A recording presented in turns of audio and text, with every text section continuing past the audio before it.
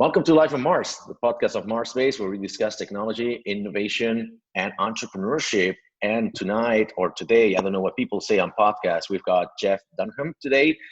He's the CTO of Wallbox. It's a Spanish company specializing in charging stations for electric vehicles. And welcome to the show, Jeff. How are you doing? Very good. Thanks very much, Alex, for having me here. I'm doing great. Thank you.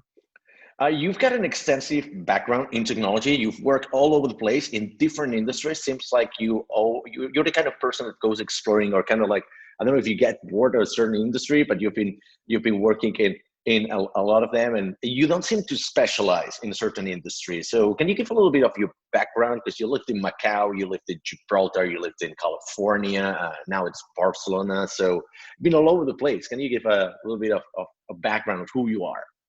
Sure. A lot of that, Alex, is just kind of luck. So I started my career back in California, and let's just say in my 20s, my work ethic was not particularly strong. So having a good time working in different tech companies pretty early on. One of the bigger ones that I worked at was at Hewlett Packard. So I started to get slightly more serious at HP and started to kind of think about actually my career a bit more, as opposed to having fun all the time. And or ideally trying to make both together. So in HP, I moved into management. HP was great that way back in the 90s. They had a good training curriculum and so forth. So it was a very good way to enter management with a lot of formal training. There's a lot of opportunity to practice as well. And then everything kind of went sideways after that. So I had an opportunity to do the whole .com thing back in the late 90s. And the opportunity was in internet gambling, which is a bit random and weird at the time, right? It ends up being an enormously popular thing over the years. But at the time, it was really strange and weird. But it's like, this is my way into doing .com. So I thought, okay, well, I'll do this. So I moved to San Francisco and took a job as a program manager, coordinating activity between San Francisco and London. We had two offices at the time. And that led to the opportunity to actually move to London, take a promotion, and get into a side of tech that I hadn't done before, which is technical operations. So I moved to London and started managing a technical operations team, which of course tech ops being a precursor to DevOps. So I thought I'd go to London for like a year, goof off, have fun, go back to the States, get that out of my system. And 20 years later, I never moved back. So it's been a great ride, and like as you said earlier, kind of moving to Macau, Gibraltar, into Spain, living in London. It's been a great sequence of opportunities. Mostly that was on the internet gambling side. Gibraltar was a great place in the early noughts, 10, 15 years ago for that. And then from there, did some consulting. Most recently, moving to Barcelona about 6 years ago. Worked for a adult entertainment and online dating site at a company called CMP, and then moved to Wallbox about 7 months ago. So kind of coming back full circle back into what I worked on at Hewlett Packard, which is working on hardware again. So it's by working on all these different industries, and if you don't mind me asking, so what for our audience, some people might not know Wallbox. What does Wallbox do, and why were you attracted to that project? Yeah.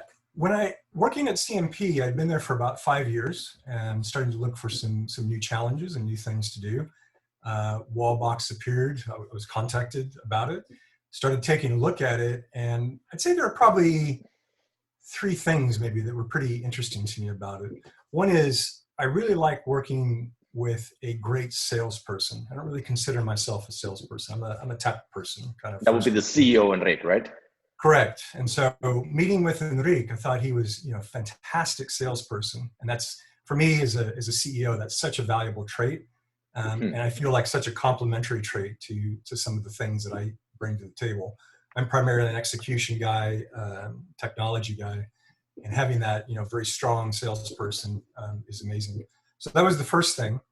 The second thing is I met a lot of great people. So as I was going through the interview process, it's like, I like this person. Oh, they're cool. So I thought this is a place I could come and learn something and we could build something together. So that was a big plus. And then the third thing was that from a growth perspective, as I began to learn about electric vehicles and the charging ecosystem and all of that, it's enormous. And it's only going one direction, which is up and to the right. So from a sense of having a place to grow, it felt like a great place to be and an opportunity to come in pretty early in that process and be one of the people that helps to shape that growth. Jeff, let's talk about the role of CTO. I'm very interested. We had a really good conversation in early September in Barcelona, in a lovely rooftop, accompanied by beer. And we talked at length about the way we manage our meetings and culture of meetings, right? We know developers and mostly technical people, we don't really enjoy meetings that much because we like to produce stuff and we don't feel accomplished. We don't think like we produce when we're in meetings, right? Because that's why we struggle being managers on the whole, right? And I was really interested. You seem to be very influenced by the likes of 37 Signals, for instance, which is a huge inspiration for a company like ours. I mean, there's no secret in saying that MarsBased draws a lot from Basecamp and 37 Signals, Ruby on Rails on the whole, right? Let's start by defining you. What kind of a CTO are you? There are like political CTOs or business-oriented CTOs, hands-on CTOs. What are you as a CTO like? Yeah, so just a couple of things. You kind of started with asking about meetings and such. Yeah. About 12 or 13 years ago, I wrote my first kind of manager README, which was a thing, some years ago. And inside that README, I wrote down, I like to spend 50% of my time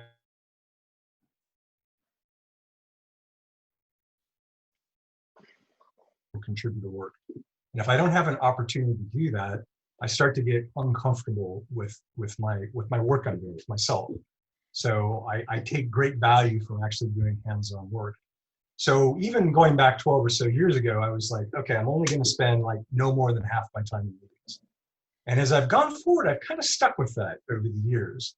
And so as much as possible, I just don't allow more than half my time in meetings. When people are becoming managers, so I'm mentoring people on tech teams or whatever, I really encourage kind of the same thing in them. Like grab a few technology things that you want to hang on to and keep those. Make those your own as you're progressing your career. Don't give up all of that in order to spend 8 hours a day inside of meetings. So that's kind of rule number one for me, is that as I set up my day and my agenda, I really try to interspace meetings throughout the day. I don't like back-to-back meetings. I have all kinds of meeting pathos, so we'll share those. Yeah. So I don't like doing meetings back-to-back because I like thinking time. I mean, I'm an introvert at heart. I can fake the extrovert side, but really I enjoy kind of doing stuff myself.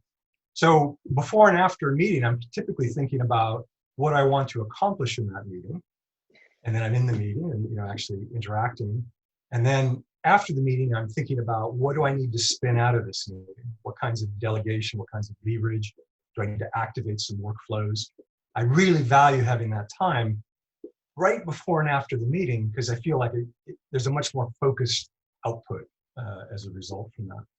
So I basically, if people request, they look at my calendar and G Suite or whatever, and they say, oh, there's room between 10 and 11, so I'm going to slot a meeting in there. And I just say, no. Yeah.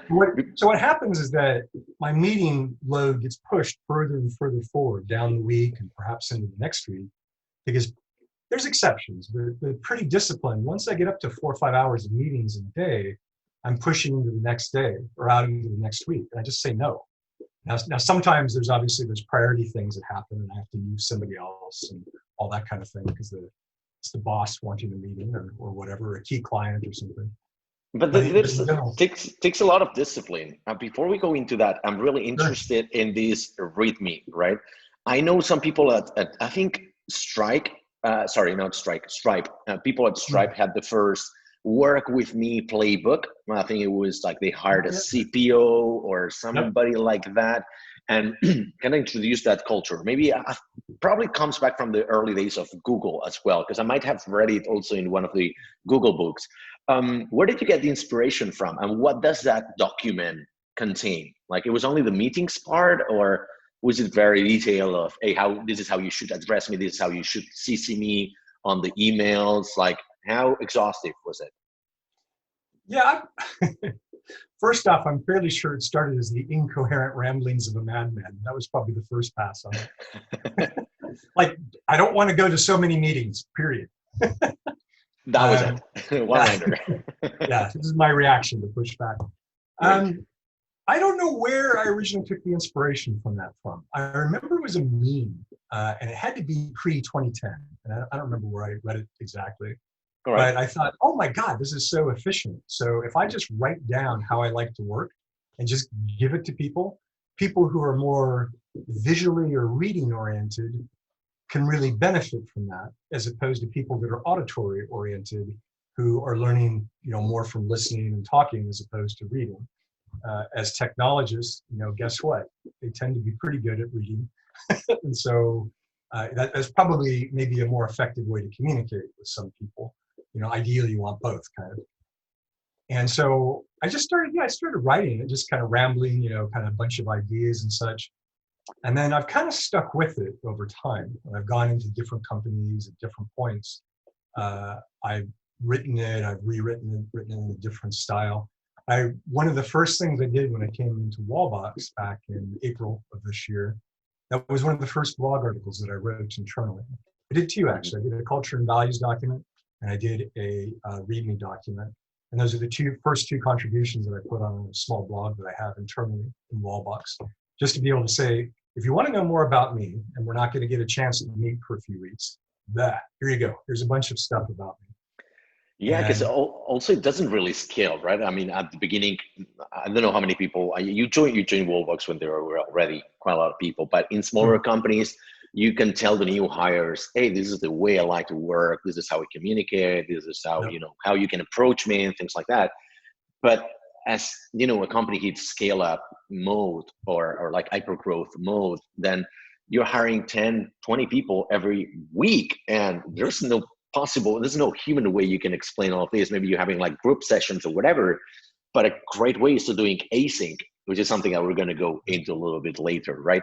Sure. And so in this sense, like when you onboard new hires, this is something that you have delegated to other people? Is this something that you send to the new hires? Is this something that's made available in the, internal documentation site in the company? Where can they find this document? Let me unpack a couple of things you said there.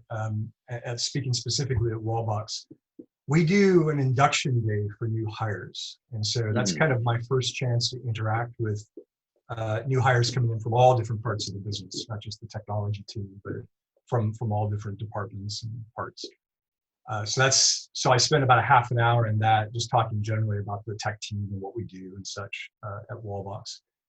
Then when I bring in someone new who's working directly with me or pretty nearby me, then we'll do a much more intensive induction process. So I'll actually kind of write up a few pages of, here's all the things we can talk about, the people we need to meet with, and we'll spend big blocks of hours, 4, 8 hours over the span of a couple of days to really help jumpstart that process.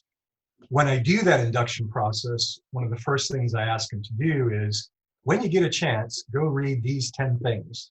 And inside that list is a README that's in an internal blog in Wallbox. And I don't know, it's like 2-3 pages long or something. And it's a very shorthand way for me to give you a bunch of stuff about me so that we can, if people have questions or concerns, or they have a certain style that they want to mesh against mine, it's an opportunity to surface those kinds of conversation points. How about, okay, let's circle back to what you introduced a little bit before. That's your culture of meetings, right? As I mentioned, I want to talk about this because obviously a lot of companies have undergone their digital transformation forced by COVID, right? But a lot of us, we were already into digital, into being remote, into doing async versus sync. Yeah, right. So, and a lot of people are struggling right now because they're transitioning from sync to async, from having an office to not having an office, or to having people distributed here and there. They have some countries into lockdown, some others that don't. Right at the moment, right now we're recording this, it's the end of October. I'm in Berlin. We're going into lockdown next week. Barcelona has been into like some kind of a curfew, and restaurants have been closed for a couple of weeks. So it's a bit of a mess to organize people and things, right? So in this sense, your culture of meetings, right? How did you decide? How did you how did you come to the conclusion that you didn't want to have back-to-back meetings? It sounds reasonable, and it is reasonable. Like, it's not healthy, right? But nobody does it. Like, I've heard from very, very few people, like you, for instance.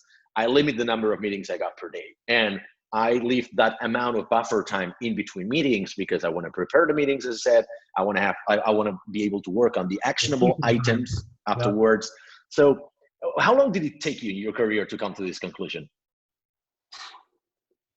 I think I've always just intuitively avoided meetings, if at all possible. There's some like deeply wired reflex there, like I'd rather just work. And then as I went on in my career, it became more and more necessary to either drive change or, basically to do new things. There was an efficiency of bringing 5 or 10 people or whatever together and drive change that way. So I had to choose who I was going to optimize for at different points in my career. If I'm only going to do heads down work, but the best thing for the company is for me to share those ideas that are coming out in my heads down work, a meeting logically makes sense. So I had to start to kind of have the two sides combat each other on being heads down all the time versus actually talking to people. And so it became, and then over time as well, I think I probably became more better and effective at actually having meetings and talking to people and all that, and sharing these ideas and ways to drive the business forward technically. So let's talk about prior to the meeting, right? That preparation time. How long do you need? Like, how much space there is from the previous meeting to the current meeting? What do you actually do in that time? Do you write notes? Do you like review the past conversations on email? What is it? The kind of tasks that you do? Sure. There? It's a mix of things, but let me kind of cover a few of the main things. When I'm in a meeting, I try, it's not always 100%, but I try to be 100% engaged in that meeting, like really highly turned up listening and paying attention, and also trying to make contributions to it. So I'm not the multitasker. I'm like terrible at multitasking. So I'm not on Slack, I'm not on my phone, I'm not doing other things. I'm really trying to be focused on you. And then also looking at the dynamics in the meeting, body language and people interacting and all this kind of thing. So I try to be very, very, very present in the meeting. So a cost for that is that a whole bunch of async communications stack up during the meeting because I'm not paying attention to them at all. So I won't take calls or anything during a meeting. You know, if something's on fire, someone's gonna have to come and interrupt that meeting and come grab me if they want some help with the firefighting. So that's one thing. In between meetings, I'm catching up on all the async communications that have stacked up. So I'm reducing the stack. So that's one. Of course, prepping for the meeting. I use that typically an hour block between meetings, sometimes a half an hour, but usually I'd prefer at least an hour. So I'm dealing with the async comms, getting rid of those and servicing them, prepping for meeting. That could include reading some documentation. It could be some framing some ideas. I'm thinking about how to drive change in that meeting, if that's kind of one of the goals of the meeting. I may think about helping whoever's running the meeting, helping out with that agenda. You know, how do we focus things? What's the essence of the meeting or thing that we want to drive out of it? Those are probably the main things. And how so about a bit of catch up, bit of prep, and a bit of maybe spinning out work from the previous meeting. Okay, and then so it seems that you've got, because you're allowing this amount of time in between meetings, right? This buffer time. I've tried this in the past, and you have a couple of approaches, right? So you either generate some sort of a template of the week, and here's my available slots, kind of like using Calendly or HubSpot or whatever, or it's free will, but I'll do my best, right? It's the best effort. Like, let's say, because on the first approach, you would have like every day at 10, at 12, at 3 p.m. and at 4:30, something like that. But you only have got these slots, and if somebody can speak at these slots, there's no chance. We're not taking the meeting, right? I'm sure we do exceptions, and on the other one is like, you kind of build up on the first meeting of the day. If the first meeting is at 9, then the second will be at 11. But the next day, the first meeting will be at 10. So it's kind of like more flexible. Which one did you go for? Which one works best for you? Because I tried both of them, and I'm sorry, we'll go into that later, but they didn't work for me. But what happens is that, a couple things that are behind that. The first thing is that I don't do many recurring meetings at all. because I find that it jams up my schedule. So I basically just don't confirm any recurring meetings. There's a few Yeah, that's a exceptions, good one. Yeah, I was but going to go to that. like this whole thing of like setting up recurring one-on-ones every Tuesday at 11 o'clock with one of your people that work for you, I just don't do that at all, because it becomes an impossible puzzle for the whole everybody in the business to like find times and all that kind of stuff. So I just don't engage in recurring meetings at all. So I'm booking about 1 week ahead, more or less. So towards the end of 1 week, I'm building out my calendar and thinking about who I need to talk to in the following week. I try not to overbuild that, so I might be at like 3, possibly 4 hours as I'm building out those days for the following week. And then if something emerges, which of course it always does, I'm either pushing things out, like delete and create, or I put in an extra hour, work a bit later, come in a bit earlier. I generally almost never come in earlier, because it's best to not talk to other human beings before about 9 or 10 o'clock. But I'm quite comfortable adding an extra hour at the end of the day to service a special request or something like that. Okay, yeah, I was going to go into exceptions, how to deal with them, because there's always there's this, pushing back the meeting half an hour or something like that, and that will enter into your conflict zone, right? Because that conflicts with your hour of buffer time. So how do you deal with that? Do you accept them right away, or do you reschedule them? You put them off for a couple of days? It's a priority thing. It depends. This thing that comes up, what does it feel like priority-wise? Because I've kept my schedule fairly lean, I tend to have flexibility inside there.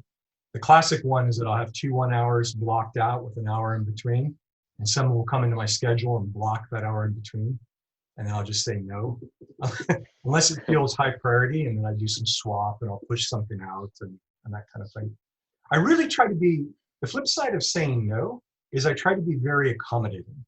So I will often, in Google, I can just go no, or I can say no and, hey, sorry, but I have some time on Thursday between 4 and 6. Is that good for you? So I'm trying to be nice, right? So although I'm saying no up front to your meeting request for tomorrow, I do look at my schedule and try to help out, making some suggestions. Another big help too is I've added an executive assistant that's being shared across a couple of us. And so as she and I ramp up with each other and kind of learning work behaviors and the 4-hour maximum meeting pathos, then she's also helping me out with that as well by moving things around and such. So between the two of us, we managed to make it work. All right, but it seems to me that so people can book you directly in your calendar. Is that the way of it? Yeah, definitely. Why? I mean, maybe it's a cultural thing, or in the company, right? It's required like that. But there's 2 ways of doing this. Like you either allow people to book you directly in the calendar, or my calendar is mine. You want to book me, just send me an email, talk on Slack, whatever, right? So why did you opt for this kind of way of scheduling things in the company? Yeah, because I think it's valuable to be open-minded. So if people are trying to schedule time with me, I don't want the threshold to be too high, because if someone needs help and the way that they're communicating, asking for help is by pulling me into a meeting, I like to surface that that's the case inside the organization. Now it may be, okay, sure, they put a meeting in, it's not going to happen that day because it's maybe too full or whatever, but it's triggered something for me now. So thank you, Siri. So I'm making a note at that point that I need to talk to that person. And it's not unusual for me to then go on to Slack and say, hey, what's up? How can I help? And maybe I can take a 1-hour meeting commitment down to, a 5 or 10 minute back and forth on Slack. Hooray, win, right? I just saved myself 50 minutes. So that can be the case sometimes. That someone's asking for help, and that's the way they do it. And actually, I can find maybe a more efficient way to help that person out than going to a meeting there for an hour or something. And how about when meetings pop up and they are of more urgency or importance than the ones you have already scheduled, right? How do you deal with that? How do you manage the expectations with the people you had already booked or they booked you? What's your way to work around this kind of things? Yeah, I'll give you a specific example. This last Monday, given some of the ramping up lockdown restrictions that are starting to appear now in Spain and specifically in Barcelona or Catalonia, Yeah. We had kind of a press the red button meeting amongst the exec team Monday morning to think about how we were going to respond to that. And it felt important. And so in that case, that wins. You know, it's just a judgment call. And then if I think, and it's personal, if I think that meeting request is going to help move the business forward, and oh my God, that's a very subjective judgment, right, on everybody's parts. But if I feel like that's going to be something that's really important to the business or help it move forward versus whatever I had queued up maybe at the time, of course, you know, I'm going to drop, move, and rearrange around that. It doesn't happen that often, you know, as you kind of get into a working rhythm with the typical people that you're interacting with, they begin to learn your working style and so forth. They begin to recognize that.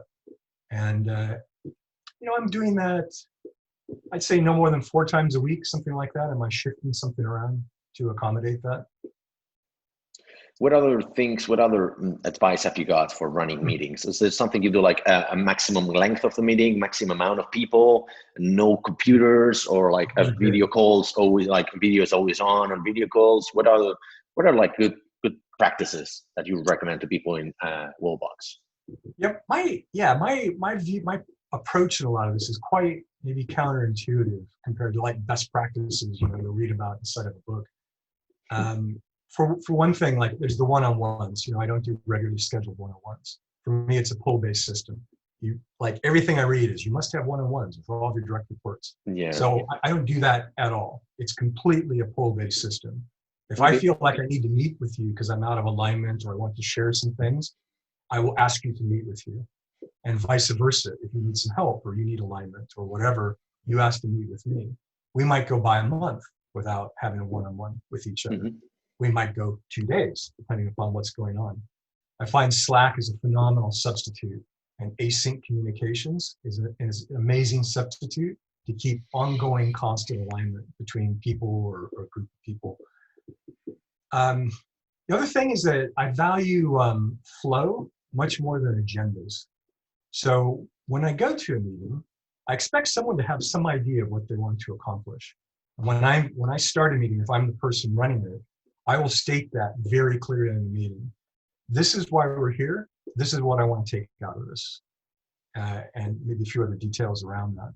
But I try to make that really, really clear. And I expect others to have that clarity of thought as well. And I may ask them some questions to help create that clarity of thought in the meeting. But if we schedule a meeting for an hour, but we have amazing flow, and there's a really interesting conversation taking place, I, for one, probably have up to an hour free after that meeting because how I do my scheduling during the day. I really dislike, if we are making amazing progress in a group or one-on-one or whatever, and we're breaking through on things, there's 2 choices. I can pack my schedule together and be constantly shifting and rearranging and pushing out meetings, or I keep the flexibility to allow that flow to continue for probably up to an hour because I tend to have an hour free between meetings. And I find fantastic benefit from that. So I'm not disciplined. It's not like stick to the agenda, 15 minutes, all this stuff. I had a couple of people I worked with in my previous company there in Barcelona, CMP, and they're the ones that really kind of taught me this approach and the value that comes out of it. And I totally work that way now. I think people do themselves a disservice by like, okay, it's 11 o'clock, we're done, I'm gonna leave the meeting now. It's like, okay, bye, I'm sorry you're gonna miss the next part. Yeah, and you end up running late into the next meeting anyways, because like, even if it's in the same office, you still need to change the room, you need to kind of like send an email or something. It's like, you're not gonna make it. It's 11 a.m. finishes one meeting, starts the other one. Like, there's no time there, right? I also like the idea of not stacking meetings up against one another, just because you want to have that sort of the flow, as you mentioned, but like there's even some serendipity, right? Sometimes like a call comes in, or like you're having fun with that conversation, is going like really productive, and you really don't want to cut it short because it's going to be detrimental to the outcome of that meeting, right? So I 100% align with that. And then comes my next question. So you usually, how do you follow up on the outcomes of the meeting, right? Because you agree on something, like it's very easy, like people decide on next steps at the end of the meeting, but people are really bad at following up with these. Like maybe people take notes, but like only related to them, but not to the general scope of the meeting. So unless there is one person who's accountable for 100% of the actionable tasks defined in that meeting, a lot of things get lost there. So in the next meeting, we'll be like, oh, we talked about this. Did we? Like, oh, I thought it was you, it was me. So how do you follow up, or how do you make sure that this continuity happens? Right. You mentioned earlier, like the whole phones in the meeting, no phones in the meeting, laptops, no laptops, all this stuff. The first one is that we are digital people. I feel like I'm asking you to tie your hands behind your back if you don't have some kind of digital device with you that you can interact with during the meeting. So I'm a note-taking maniac.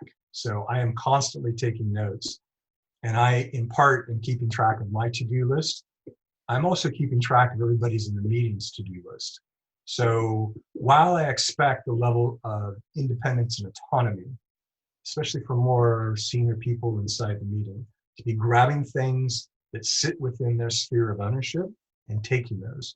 I want to hire people and expect people to have that ethic and that work behavior. Like, I'm not your dad or mom, right? You keep track of the stuff coming in up in the meeting. I'm not here to like monitor you. That being said, I do some monitoring, and almost like on a sampling basis. So I try to distill out after the meeting 2, 3, 4 interesting things that need to progress, or that I need to check on, or that spins out as an action item to somebody else that wasn't in the meeting. And pretty quickly, I'm trying to push those things out into the organization. I also have a set of notes, so when I come to the meeting a couple weeks later, I've got 2, 3, 4 things that I'm following up on that I found to be the kind of the key interesting things inside there. And if there was no progress and no ownership on those things, and I noted down things that were supposed to progress and who was talking about it and who owned it, then that will be a fun that'll be a fun value sharing conversation when that happens. Let's talk about async versus sync. How many, first of all, to give context, how many people are you at Wallbox right now? Wallbox has, I think, right around 300 people, maybe just a little bit over. The technology team is about 120 or so now. Okay, so what's your distribution? What would you say it's the percentage of async versus sync you do in the company right now? I have no idea, actually. Wallbox has a few different cultures inside of it. And some of the cultures are like sync conversation, and other cultures prefer async. Of course, as technologists, Wallbox is in technology. There's a whole variety of different shapes and sizes of people inside the organization, and coming from different backgrounds and skills and so forth. So as a technologist, of course, we're all pretty on board with async communications because, as you said earlier, we've all used it for years and years.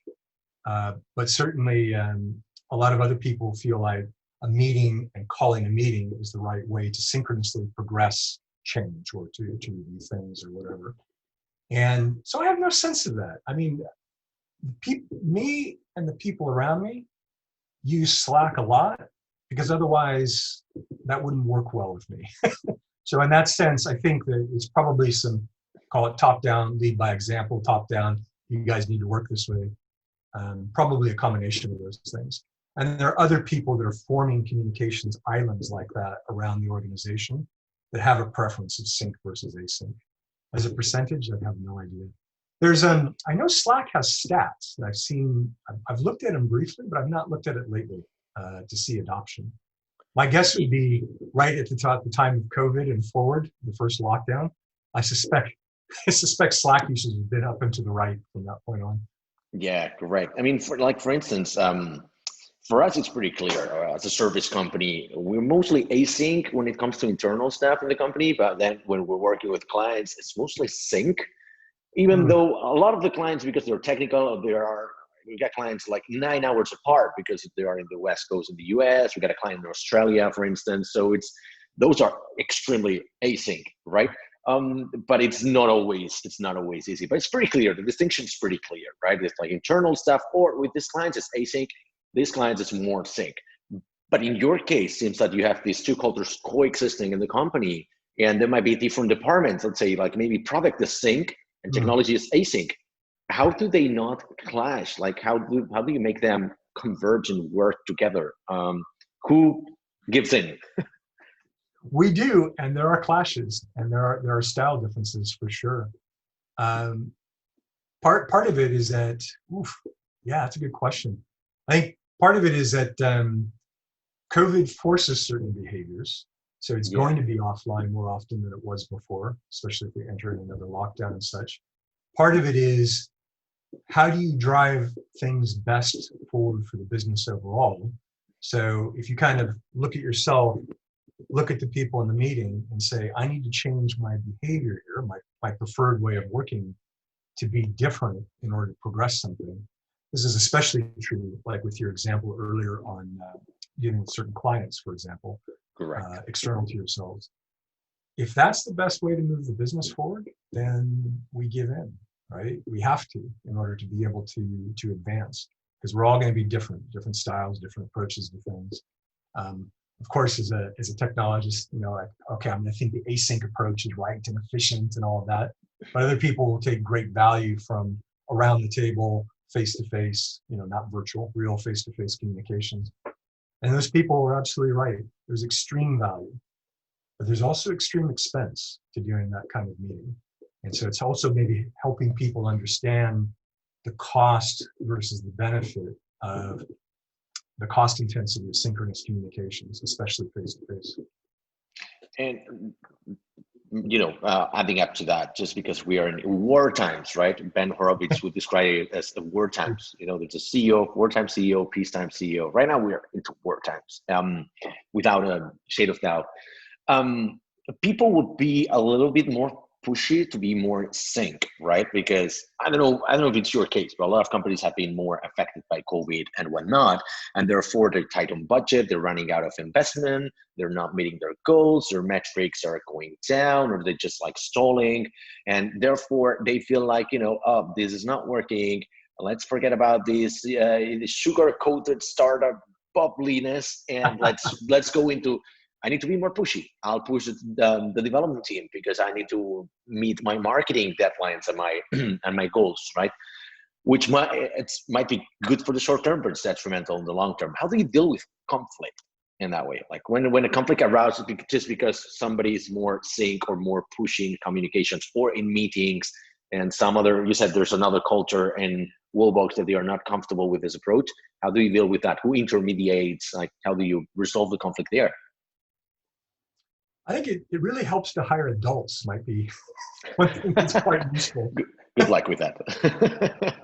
So, I mean, part of it, again, I think if you really instill culturally this concept of doing what's best for the business, not for you on a Tuesday at 10 o'clock in the morning, I think that helps a lot. If you can kind of keep that, a bit cliche, but kind of this North Star concept in mind, and then you make compromises around that goal, as opposed to compromises to each other, to deal with that conflict. Yeah, other than that, that's kind of it. I don't know if there's any best practice, just kind of being an adult, trying to figure out what's best for the business overall, and make the compromises to move the business forward. What I like asking this question to all the guests we've got on these podcasts. It's like, what's the biggest fuck up you've done? Usually it's technological speaking. Maybe we can also talk about that, because you're a CTO and I want to hear that one. But about meetings and culture, like, where have you fucked up? It can be in other companies, right? Not necessarily in Wallbox. Perhaps in other companies you spend more time in. What big fuck up you try to, maybe you try to instill this kind of culture somewhere, it backfired on you, or something that went really south for whatever reason because of your style of management. Can you share something about that? Yeah, I am impatient, and probably one of the recurring themes. In fact, I'm doing it right now with one of the specific projects and change initiatives we have moving forward. I mean, we are, although we're at probably 300 people now, we're still there's very much of that startup mentality in place.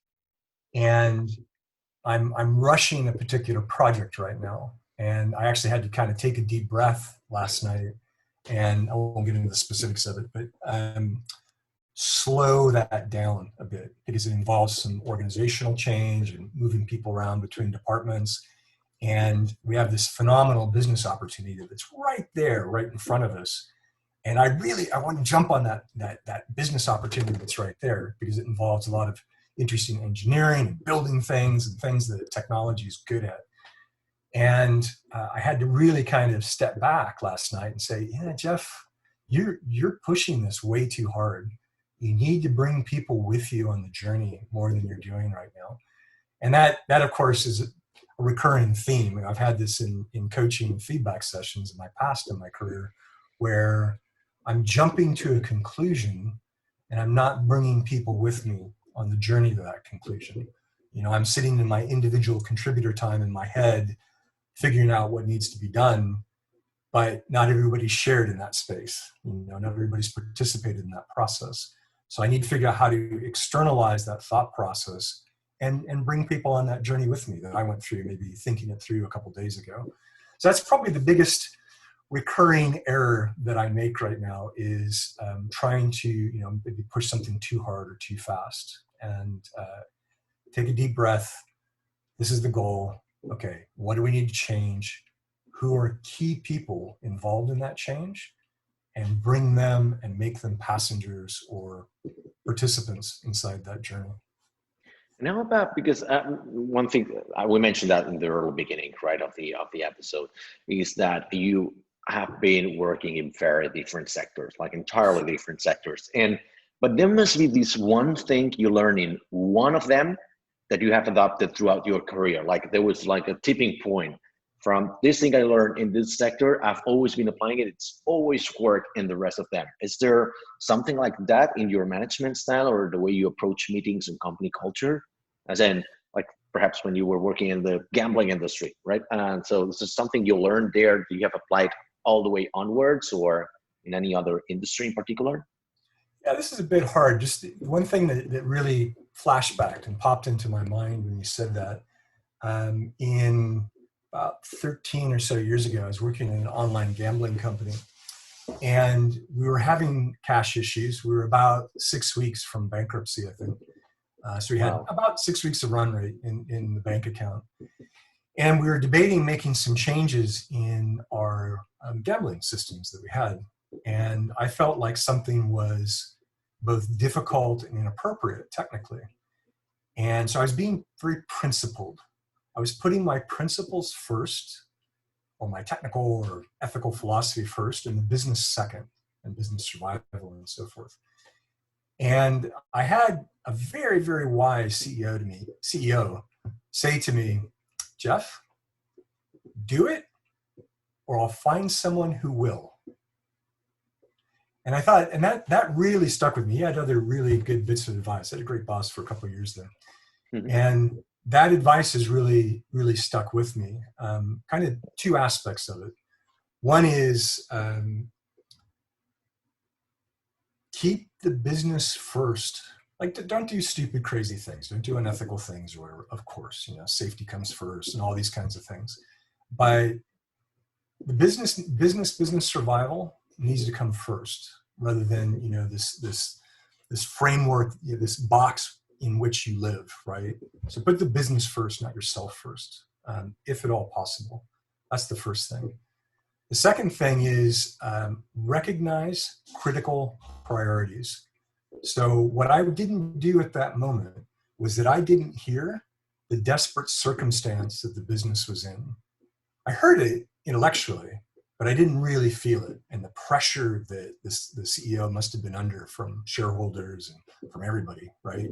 To be in the position of not making payroll in 6 weeks. So if something is top priority, get on it. Don't let your framework of priorities or whatever be completely comfortable. Just wad all those up and throw them out.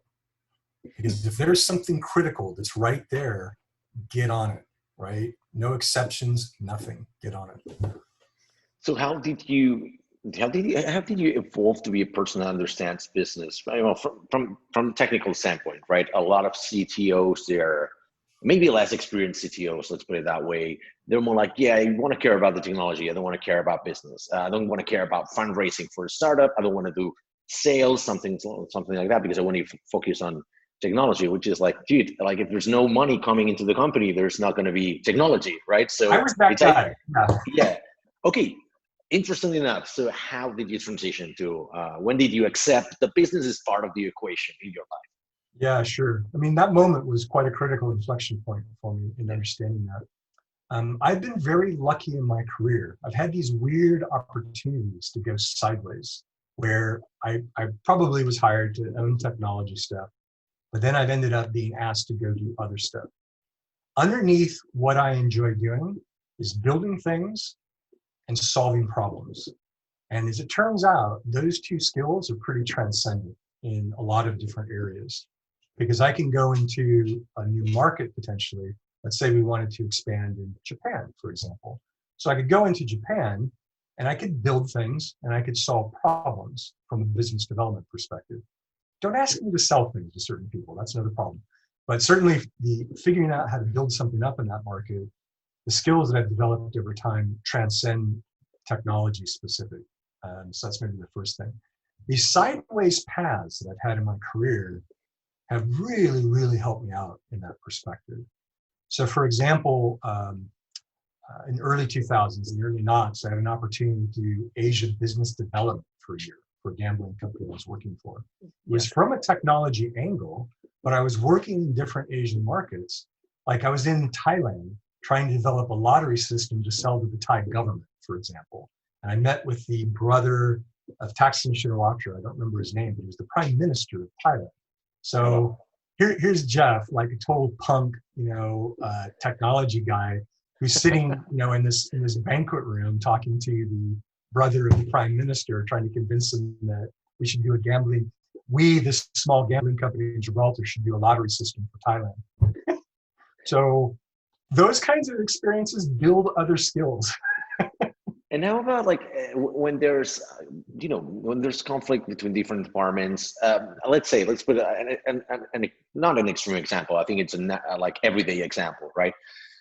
Marketing or product or sales, whatever department, they need to get hold of some of your developers, right? Yep. And you want them to be focused on the core, on the mobile app or whatever app, because they're like, you don't want them to switch between contexts or departments, whatever, right? So the first thing you think about is like, no, or maybe I'll look if there's somebody free. If not, I'll try to outsource this thing, whatever. But are you the kind of CTO that shields his developers to be focused on the core, or how do you avoid this? Hey, I'll come and fetch one of your developers for a week or so, and sometimes you don't have to say in it because you don't even notice, right? If it's such a big company, how do you approach these situations?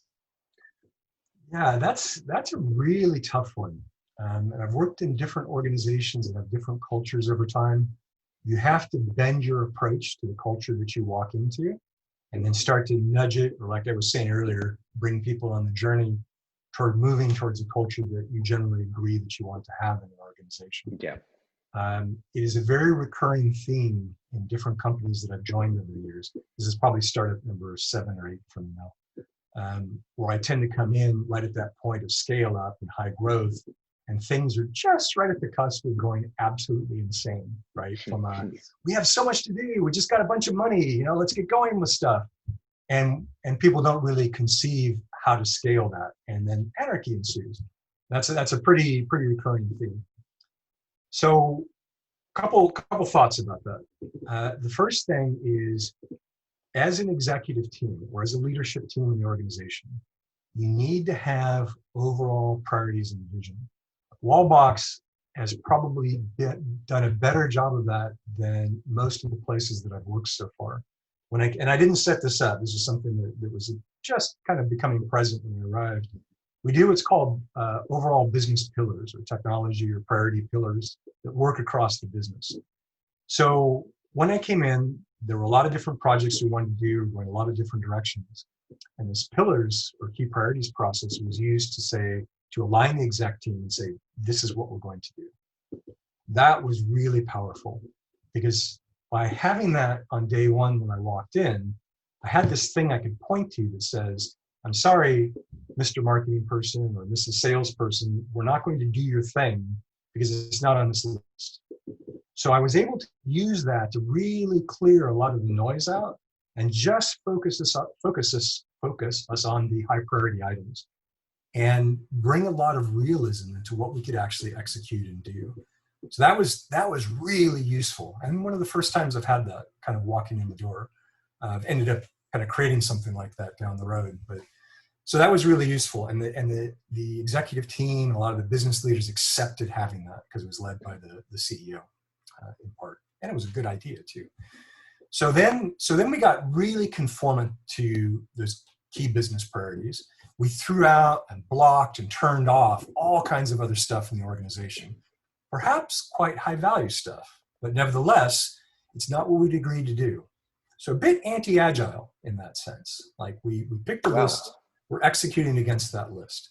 So if you think about Scrum and Kanban and so forth, we were being a little more severe about that, but not a bad idea to get things under control. So now we did that for about 6 months or so, and now we're just now starting to reverse it, where I've introduced now, just in the last probably 3 weeks now, I've introduced this concept of bench capacity inside the organization. This is not original. I make no claims about this, but this concept of having discretionary capacity. You know, the famous example is Google's 20% time. Correct, yeah. Which they no longer do now, but basically, the goal of that is to empower teams, people, perhaps departments as well inside the organization, to have discretionary capacity to make their own decisions at a much more organic level to help people out across the business.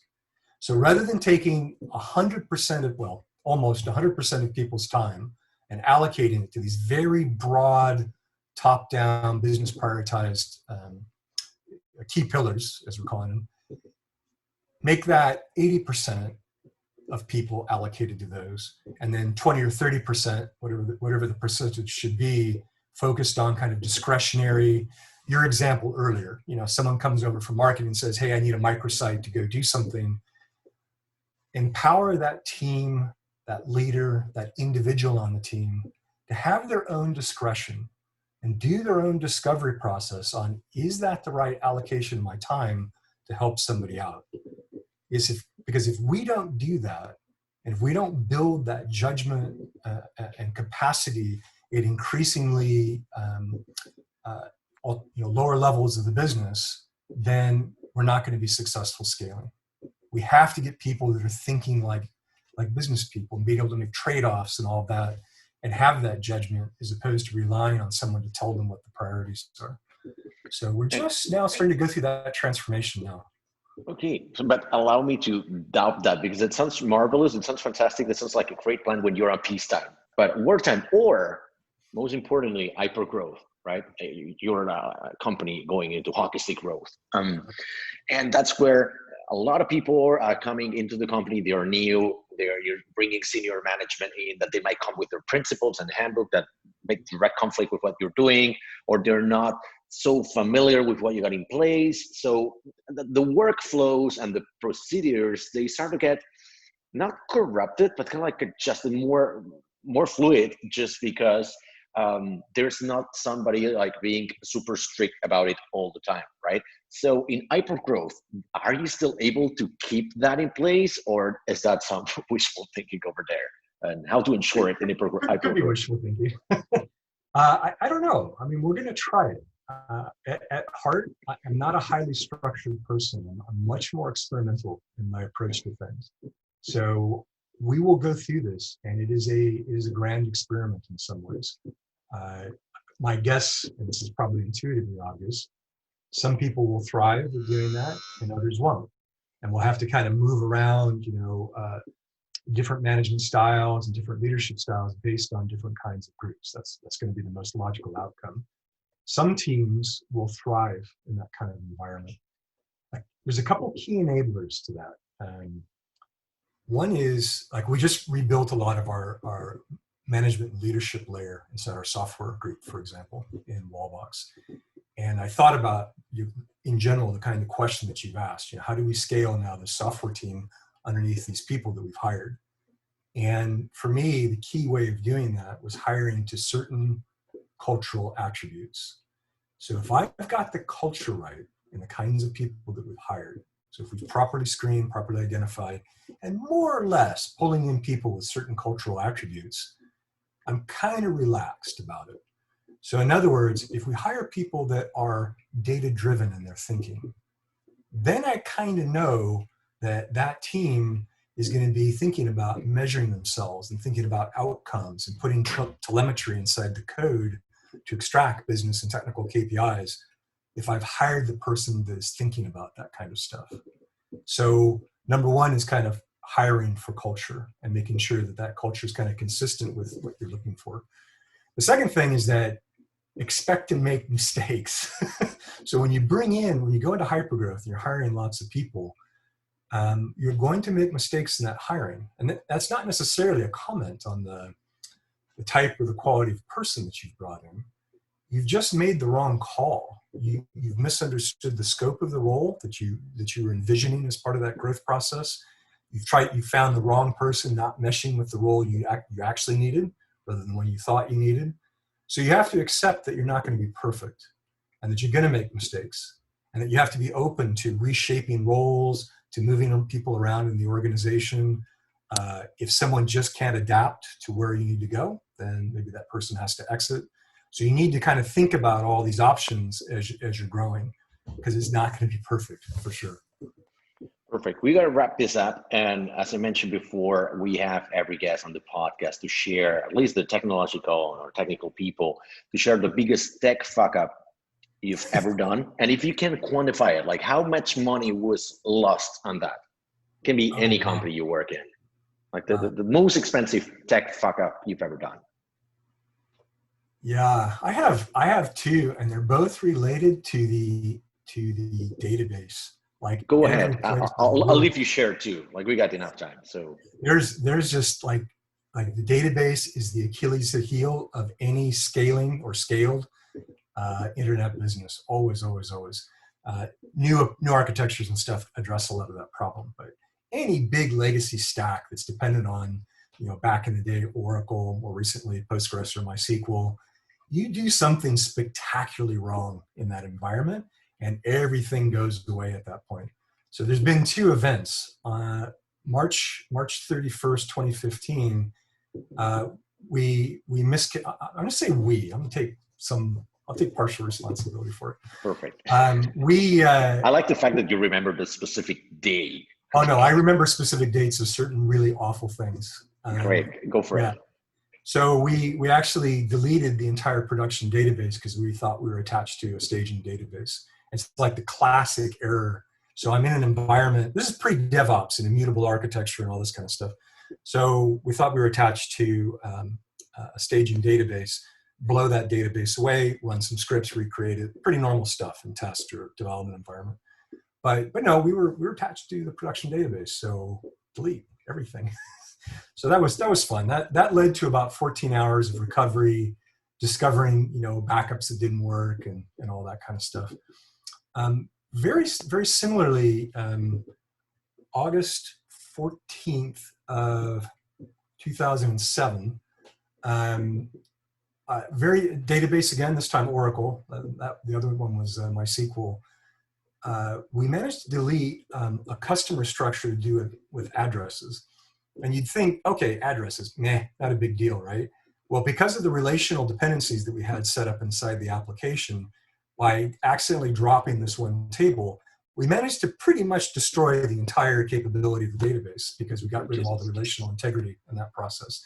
And this is back when we were doing silly things like embedded foreign primary keys in the database and all this stuff, which we don't do that now, but certainly back in the day with Oracle, you would do that. And so, so we dropped that table and then the chaos ensued. And that was another 12 or 14 hour day to recover from that.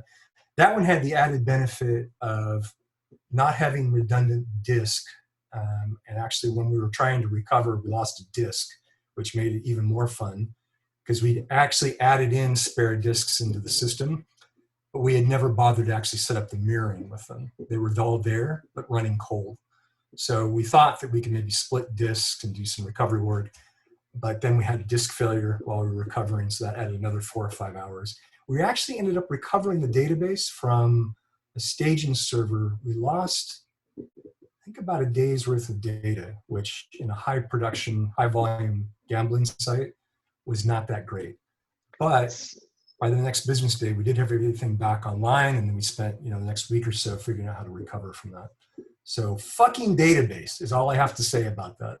There's been quite a lot of database fuck ups in the previous episodes. Well, like in terms of money, have you got any idea of like what's the good question. Yeah, both of them were between about 12 and 24 hours of downtime. The most recent example, it had to be in the tens of thousands, 40, maybe more, maybe 60,000, something like that off the top of my head. The earlier one wasn't quite as high a scale, so I'd say that was probably in the range of 20 to 30,000, something like that. So you're absolutely right, that money side and quantifying that so that you then, it's a lemons and lemonade argument. You had the lemon, you suck the lemon for 12 or 14 hours, but then you pivot that into a fantastic reason and business case to go fix a bunch of stuff. So as a technologist, I love having these controlled detonation areas where the business doesn't die, it gets hurt, but it doesn't die. And you use that and pivot that into a beautiful business case to go fix a bunch of shit that's broken. So that's fantastic. That's a perfect way to end this. Eternally grateful for your time, your generosity. If there's, I'm going to give you this last minute for you to speak to this camera and this mic on the podcast, on the YouTube channel. This is going to be published in both platforms. What can we help you with? Like, what do you want to share with the world? What's going on at Wallbox? What's going on in your life? Yeah, sure. Barcelona, Spain, and the world is a tough place to live in right now. And it brings a lot of challenges. I think our view at Wallbox is that we have kind of this key word that we're using in the tech team right now, which is, it's a bit cliche, but we're just unstoppable. Like COVID is not an excuse. The problems that come out of it and border closing and restricted mobility and all this stuff, we are just not going to be stopped by this. And to us, we see this as a competitive advantage. So if you want to, you that are listening to this or watching this, if you're interested in working with a company that feels like it's unstoppable during these periods of uncertainty and COVID and all of that, we are really open-minded about remote and distributed working and all of that. And we'd love to talk to you. We have lots of job openings and it would be fantastic. Jeff, thank you very much. Alex, it's been a pleasure. Thank you.